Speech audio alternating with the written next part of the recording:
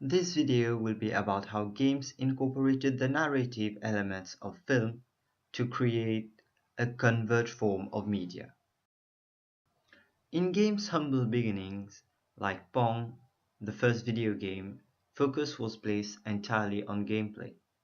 But over the course of time, games started to evolve, with simple storyline like Jumpman rescuing his girlfriend from Donkey Kong, or the more popular Mario franchise where Mario has to rescue the princess from Bowser.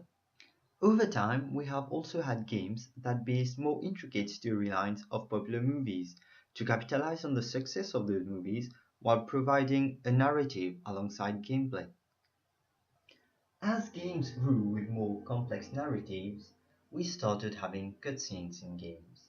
Those cutscenes are unplayable parts of a game that serve the purpose of clarifying and furthering the game's storyline.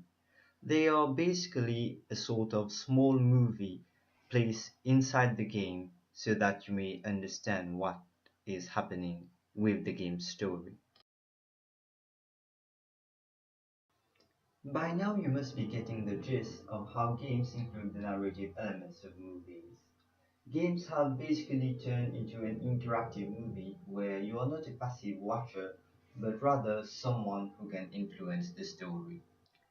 Games like The Witcher or Skyrim have intricate storylines that are based on main missions alongside numerous side quests that contribute to the story.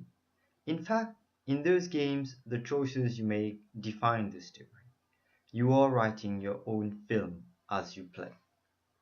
As you can see in this video, the god will react differently based on the choice of dialogue that you take. If you choose to surrender, the god will not attack. However, if you choose a dialogue option that would irritate the god, he will attack, and based on that, the story will differ. While we have seen games that base themselves on the narrative of movies, some games have such a storyline that there are movies adapted from them. Movies like Prince of Persia was adapted from a video game. Same goes for the Assassin's Creed game which inspired an Assassin's Creed movie, and the highly popular Pokémon franchise inspired an even more successful film, Detective Pikachu. In short, games and movies are no longer entirely dissociated forms of media, but rather they borrow elements from each other and converge into a form of media which still remains relevant in our digital era.